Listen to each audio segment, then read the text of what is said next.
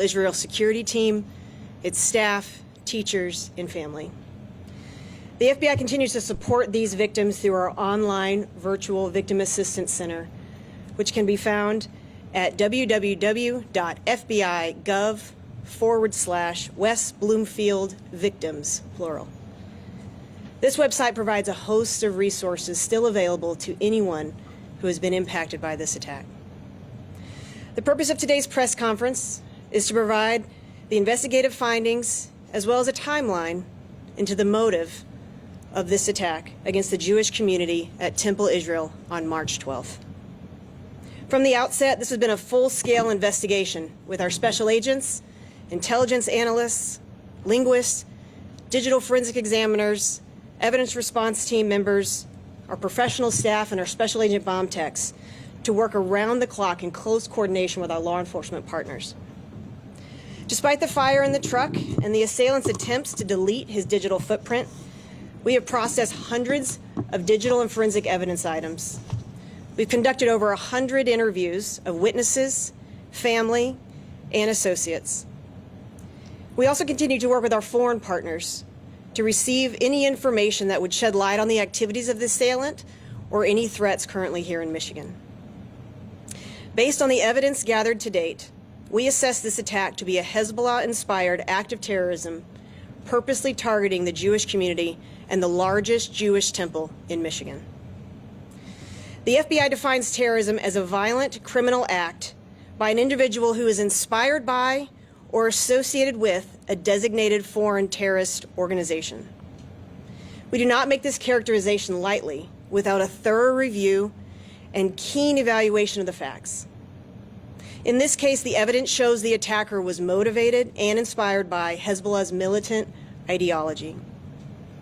Although the assailant's attack planning and mobilization to violence began in earnest on March 9th, which I will fully detail here shortly, a review of his online activity since January 2026 revealed a reoccurring search history of pro-Hezbollah news channels, Iranian news channels, and videos about shootouts and bullets.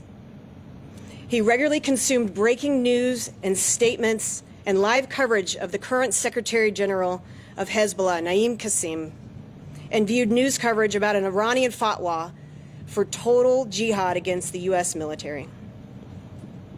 Beginning on March 9th, during the early mornings, the assailant started viewing web pages of local synagogues, and in the afternoon, he attempted to purchase a weapon from 2 different individuals, both of whom we've identified and interviewed.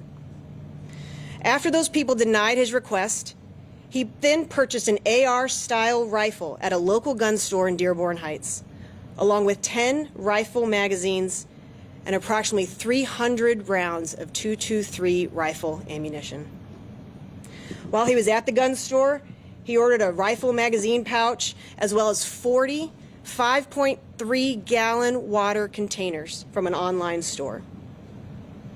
After that gun store, he then began researching locations for local fireworks vendors. Throughout the night of March 9th, the assailant began visiting numerous different web pages of Jewish cultural, educational, and religious centers all throughout the Detroit metro area, and even viewed multiple pages of upcoming events at Temple Israel. During the morning and early morning of March 10th, he continued his online searches with specific search terms and phrases such as the largest gathering of Israelis in Michigan, Orthodox synagogues, Israelis near me, what time is the Trump rally in Michigan, as well as a center affiliated with the Israeli embassy in Michigan. He later attempted to try and delete these queries, but we were able to recover them. At approximately 1 p.m. on March 10th, the assailant visited a local shooting range and practiced shooting his new weapon. He then drove to the local fireworks vendor that he researched at approximately 2 p.m. and purchased over $2,200 of fireworks. After leaving that local fireworks vendor, he continued reviewing web pages related to Temple Israel, its clergy, and its upcoming events. On March 11th, the day before the attack, in the early morning, he began adding photos to a Facebook photo album that he entitled Vengeance. And he started including images such as the late Iranian Supreme Leader Ayatollah Khomeini, as well as the late Hezbollah Secretary General Hassan Nasrallah. With there in the right, in Arabic, it says, "Burn their world, for we have a vendetta against them that we will never forget."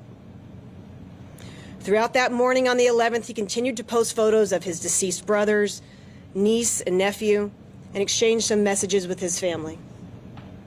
However, at approximately 2:22 p.m., the delivery of his 45.3-gallon collapsible water containers arrived, and from 2:45 onward, we see him begin planning and organizing his truck, and he goes to get gas 4 different times so that he can fill up his containers without alerting too much suspicion. By 10:50 p.m., he makes his final run to a gas station and purchases 2 torch lighters, which we believe he used to light his truck on fire. Throughout the same afternoon, while he's organizing his truck and going to gas stations, the assailant continued reviewing web pages for Temple Israel and its upcoming events. And by 6:30, he continued posting pro-Hezbollah propaganda, as well as videos of his brother, and watching a video about how Israel is the most violent country in the world. Next slide. This is just an example of some of the posts that he was posting during the afternoon of the 11th.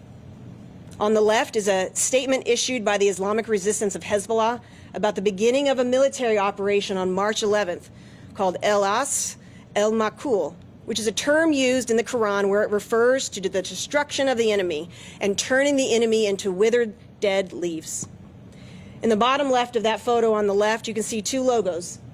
One is for the military media of the Islamic Resistance, and the second logo is for Lebanese Hezbollah. On the right is a meme with the actual verse from the Quran in the Al-Fil chapter, where it describes destroying the enemy and turning them into dead and withered leaves. At approximately 9:40 p.m., before he went to his last round of gas, he did one final search for what time is lunch at Temple Israel, and later deleted that query as well. On the morning of the attack, early in the morning hours, he posted numerous photos to Facebook of his deceased family members, as well as the following comments. Can you go back one? Right there. In the early morning hours, he continued posting on random and various Facebook profiles that said, "We will seek retribution for their sacred blood." Simu, which was a phrase for his brother, "Heaven is fortunate to have you." Israel is a cancerous, malignant growth. Israel is pure evil. And the oppressors will soon know what kind of end they will meet. By 6:56, he searched again online for additional rifle accessories. And by 7:20, he made a Facebook status post that said, "You killed the Ali and Hussein of our time. We will avenge their blood." He also posted additional comments to various Facebook threads and added additional photos to his Vengeance profile photo album in Facebook. From 8:45 to 9:52 that morning, before he left, the assailant visited the web pages again of a local firearms vendor, sporting goods store, and searched for a double magazine holster. That at approximately 9:18 a.m., the assailant departed for Temple Israel and arrived, as we all know, at approximately 9:58 a.m. At 10:01, he sends his sister a picture of a receipt that says $2,000 to Dad. And by 10:12, as he's sitting in the parking lot, he posts 4 videos, which were taken as he was driving to Temple Israel that morning. In the background of these videos, which I'm just providing screenshots of, are Arabic anthems playing in the background that have the themes of resistance and military defiance and impending dawn. By 10:13, right after those 4 videos were posted, he posts this photo to his Vengeance photo album, that there's no need to learn Hebrew anymore. Next slide. And by 10:34 onward, this is where we see a significant amount of his ideology come forward. While he's sitting in the parking lot, he sends his sister overseas 19 videos, photos, and messages that reiterated his intent to commit a mass terrorist attack, as well as affirming his Hezbollah-inspired ideology. These communications included statements expressing a commitment to commit violent action, references to martyrdom, as well as threats to attack what he described as the largest gathering of Israelis in Michigan. I'm going to provide a few of the screenshots. I'm not providing comprehensively everything that we have during this time.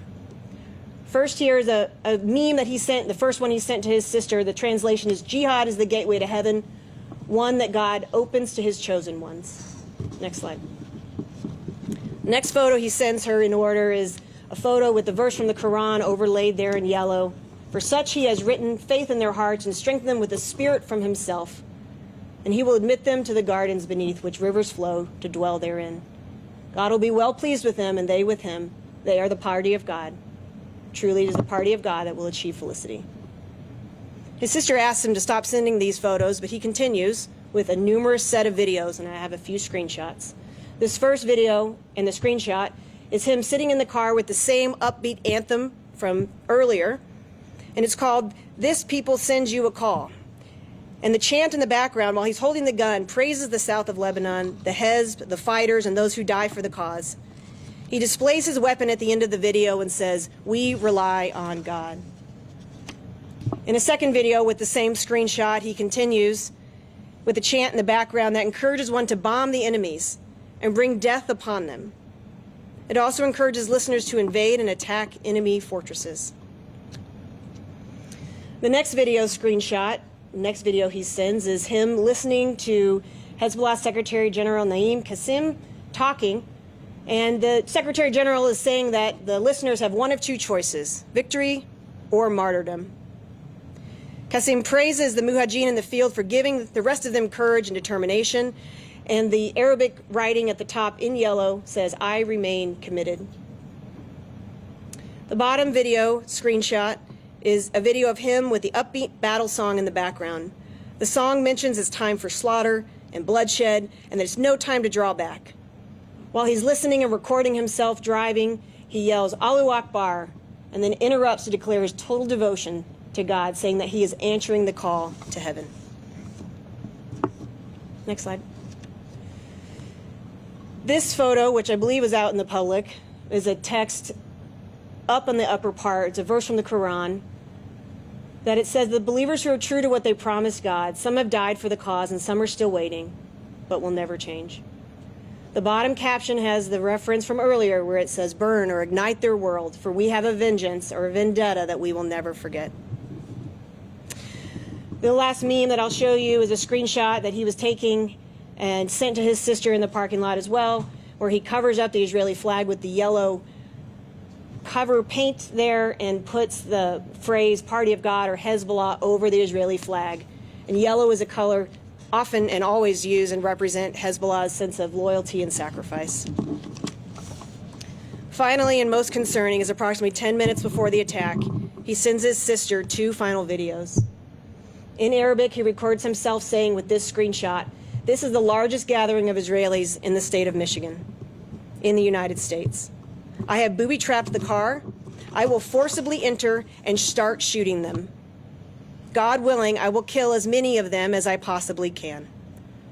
He sends a quick 3-second video with the same screenshot shortly after and types the message, "A special operation."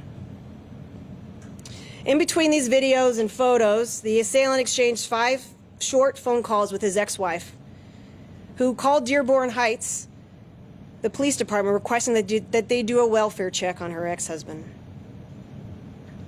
And at 12:19, as we all know, the assailant drove his vehicle ramming into the doors of door 5, and he hit it twice. Tried once to hit it, had to reposition his truck, and then came in at a high rate of speed, going about 200 feet down the hallway.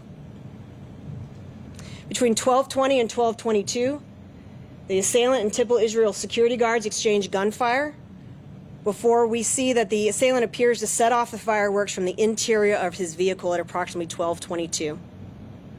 By 12:30, the vehicle is on fire and the hallway is full of smoke. We are very grateful that aside from the assailant, there were no additional fatalities. However, this evidence makes very clear the attacker intended to cause significant amounts of harm to the members and the children present at Temple Israel that day. At this stage of the investigation, we've continued to find no evidence of co-conspirators, nor do we have information that indicates a current and active threat to the community at this time. I also want to address a few points that have drawn some public attention.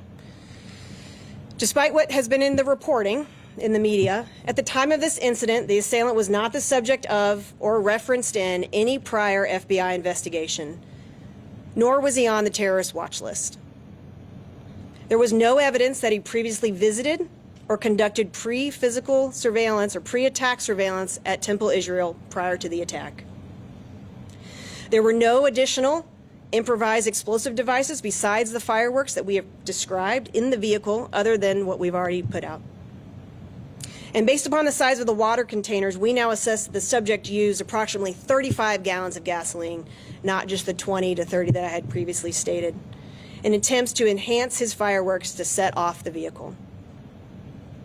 Finally, I want to extend a deep thanks to my federal, state, and local partners, as well as the Jewish community organizations that have worked with us throughout this response. Their partnership has been and continues to be essential to our investigative efforts, as well as our shared mission to keep the Jewish community safe from any future threats. Thank you. And I'll now turn it over to the U.S. Attorney for the Eastern District of Michigan, Jerome Gorgan. Thank you.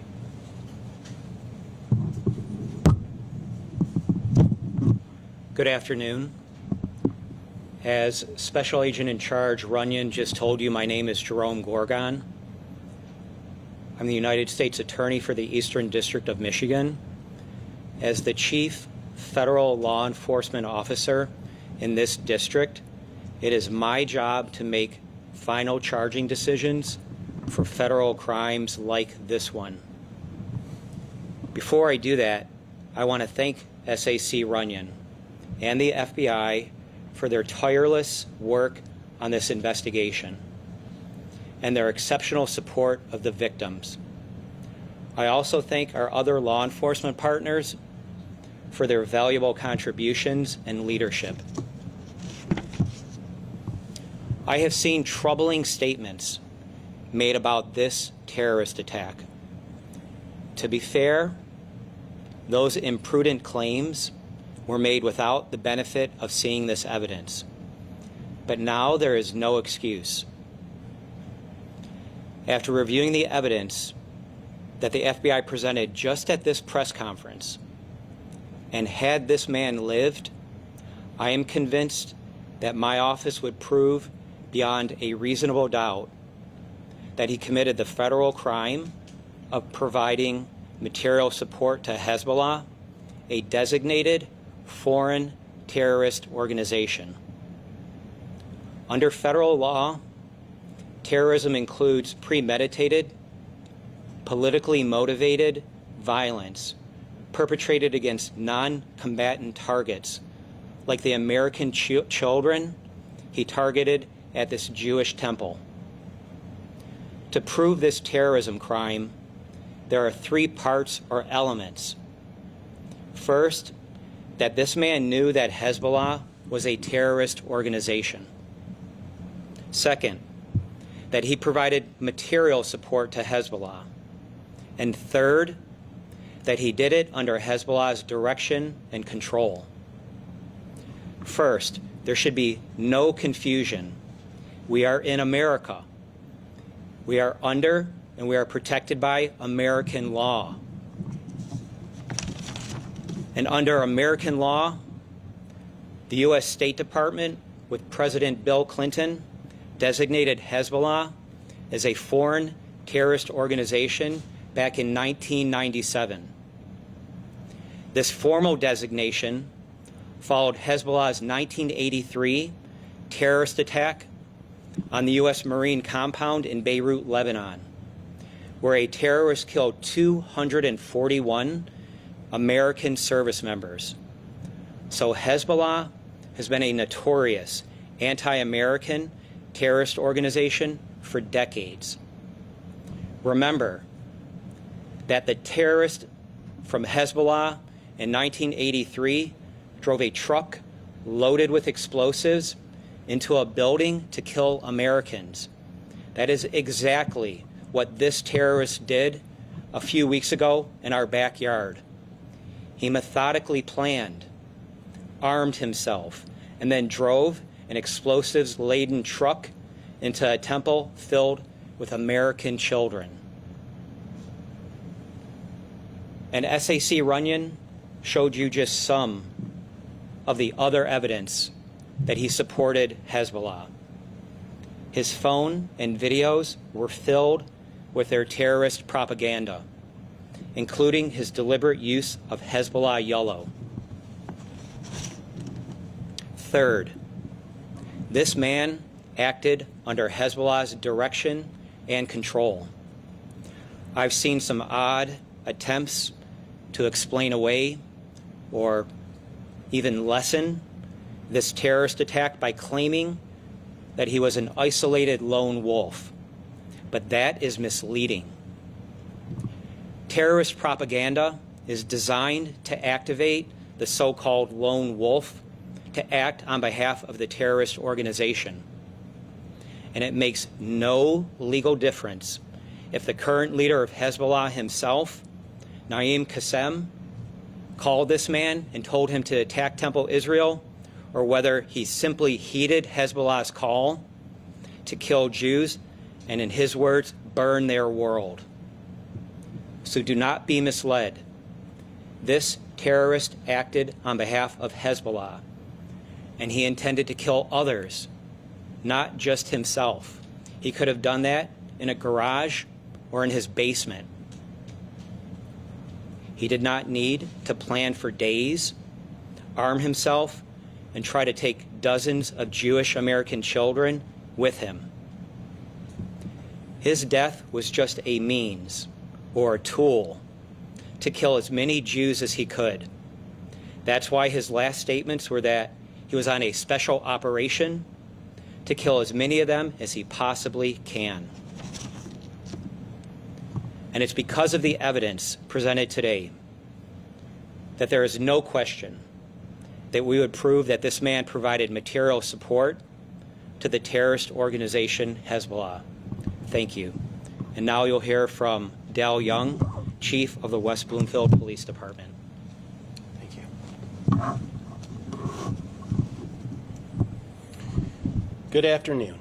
My name is Dale Young, and I have the honor of serving as the Police Chief of West Bloomfield Township. First and foremost, I want to extend my deepest gratitude to Temple Israel Security for their immediate and courageous response during the terror attack on Temple Israel. Your bravery made a difference in the most critical moments. I also want to offer a heartfelt thank you to the teachers and staff of Temple Israel, whose quick thinking and compassion helped keep the children calm and safe throughout this horrific event. To the officers, firefighters, dispatchers, civilian staff, and all our local, county, state, and federal partners who responded or supported us in any way. Your dedication and unity in the face of adversity remind us of the strength of the public safety community. A special thank you as well to Shenandoah Country Club for opening your doors and immediately embracing both the public and law enforcement. And to our West Bloomfield residents, your willingness to assist law enforcement that day was invaluable and is a testament to the spirit of our community. At this critical moment, I want to be absolutely clear. We stand firmly with our Jewish community. We remain unwavering in our commitment to protect them and all members of our community from those who seek to do harm. To everyone in West Bloomfield Township, please know that our commitment to your safety is our highest priority. We safeguard this community through constitutional policing, vigilance, and strong partnerships. Your officers are alert, engaged, and ready to respond to any threat. We continue to collaborate closely with our law enforcement partners, gathering intelligence and adapting our operational plans as needed. The West Bloomfield Township Board of Trustees remains dedicated to investing in our professional development and ensuring we have access to some of the best resources in the industry. West Bloomfield Township is and will always be a vibrant, inclusive place to live, work, and visit. Our community is strong, resilient, and united. Together, we will continue to move forward, supporting one another every step of the way. Thank you. I'll now turn over the microphone to FBI Special Agent in Charge, Jennifer Runyon. Okay, I can take a few questions. If you want to come to the, excuse me, can you come to the microphone, please? Apologize for that. Come up to the podium, please. Thank you. Geraldine Horn from WWJ. You mentioned that the sister was receiving pictures and just odd messages from her brother prior to the attack. Did she report any of this prior to this happening? Or? So we believe that she's located in Lebanon, and based upon the communications that we see, she didn't see the additional videos that were sent until an hour after the attack. Corey at the AP, given the evidence that you guys found, how much more sobering is this attack now than it was the day it happened? It's still as sobering as it was on the first day. The amazingness that we had no additional fatalities based upon what this assailant was planning to do is just a testament to the preparedness of the Temple Israel security guards. And no matter what the motive, it is still something that we take very seriously, and we make sure that we can prepare for, respond, disrupt any sort of attacks like this from happening ever again. Charlie Langton, Fox 2. Maybe for the U.S. Attorney, but did I misunderstand perhaps? This guy was getting some direction from Hezbollah? And if that's the case, that you would bring a charge of providing material support, there must be someone else out there, maybe Hezbollah, that would face charges. Any other people involved with this? What I was saying is that under the law, in order to prove direction and control, there's no legal difference whether a Hezbollah commander called this man and said, go do this attack, or whether this man consumed Hezbollah propaganda and heeded the call within the propaganda to go do an attack. When we have only the latter type of evidence, we charge material support. If we have evidence that another person's involved, then it's conspiracy. So what we have now is what I discussed. No conspiracy. You don't believe there's any other person that assisted with this crime from this guy? The information that we have up to this point is just as Special Agent Runyon said, information sufficient to charge providing material support. Thank you, sir. Hi, Renelle Greer, Detroit Jewish News. In some of his messages to his sister, he said he was going to go and shoot as many people as he could. So were the explosives, do you know, was that just to take his own life if he cornered, or did he plan to? So there's no way for me to fully know what was in his mind. That last video where he is basically issuing a statement of his why is, I plan to kill as many and I booby-trapped the car. And I think in his mind, he was trying to cause a mass amount of damage as quickly as possible to a set of over 100 kids who were just going to school that day. And that's the terribleness of this attack. Okay. And also to clarify material support, you said he provided material support to Hezbollah. How is that? By doing an act of terrorism?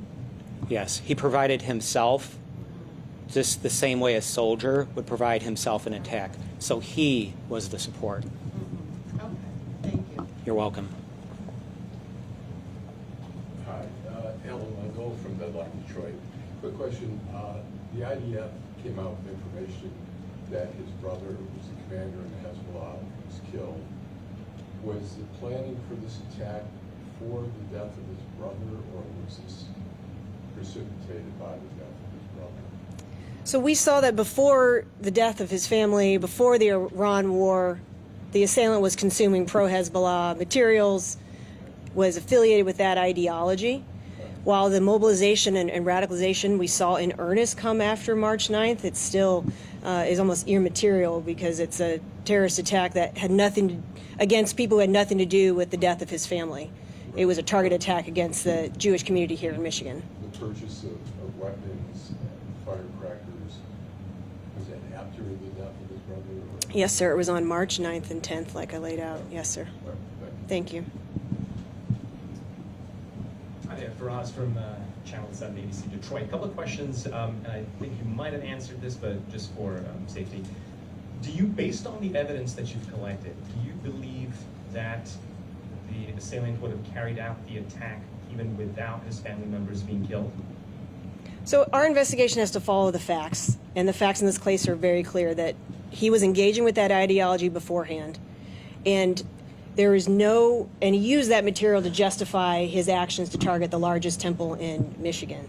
And so there's no action that justifies or contextualizes this attack to make it, well, it's because of his family or not. It's a Hezbollah-inspired act of terrorism. When it happened and in the timeline of events, it still is based on this ideology and attempt to kill as many people as possible. So are you saying that he could have been activated any time? I'm not in his head, and I can't opine on his motives at this point in time. If he was alive, we may be able to ask that. But I've laid out the facts that we have to date, and at the end of the day, it's a Hezbollah-inspired act of terrorism that happened on March 12th. There's also mixed messaging in terms of like if he was directly part of Hezbollah, or was he, or is it only his brothers were working for Hezbollah? Can you shed some clarity on that? Sure. So he was inspired by Hezbollah. The FBI has not been able to independently verify if he was indeed a member of Hezbollah. Hezbollah would like to share with us their member list. That would make the FBI's job a lot easier. But at the end of the day, he was using that ideology to radicalize and justify his attack. One last question is this case considered closed, or any of his family members being investigated or anything like that? It's an ongoing investigation, so I'm not going to go into who else we may be looking at and talking to. We are going to continue to review all the evidence that we have, but we wanted to come today. We felt it was an appropriate time to release the motive and the evidence that we had at this time. It's still an open case. It's still an ongoing open investigation, yes, sir. Thank you. Hi, Heath Gallup, CBS Detroit. I'm curious, I know you mentioned that the assailant was researching Temple Israel and he had looked up stuff like what time is lunch, but is it believed that he knew that there was preschool and that there were dozens, maybe over 100 children, young children inside of the temple at the time he attacked? I'm not able to know what he knew. I know that he researched a significant amount of pages, web pages of various Jewish centers and facilities and schools in the area, that he spent time researching the different upcoming events at Temple Israel. I have no way to know if he knew exactly who would be there that day. Thank you. Yep. And two more questions. Hi, Courtney Weil, Blaze News. You said that he was not under federal investigation prior to this incident, is that correct? Correct. So knowing what we know now, and he did have an interaction with Customs and Border Protection back in 2019, was anything missed from that? If he was sort of not then placed on federal radar? I would have to defer you to CBP. I was not a part of that search. The FBI wasn't a part of that search. The FBI works diligently and proactively with all of our partners to make sure that we're aware of any potential threats. What CBP had at that time, you'd have to refer to them. Colin Jackson, Michigan Public Radio Network. You had mentioned he had attempted to purchase a firearm from two individuals before going to a gun store. I'm wondering what questioning from those two individuals came up with, and whether that background check at the gun store, if one was performed, and if that turned up any flags. So relating to the conversations with the people we've interviewed, I'm going to leave that off the table because that's between us and the FBI and that person. But in terms of the gun check, the assailant had no previous criminal history. He was a U.S. citizen. There was nothing to flag that he should not be able in Michigan to purchase a long gun like many people in Michigan do.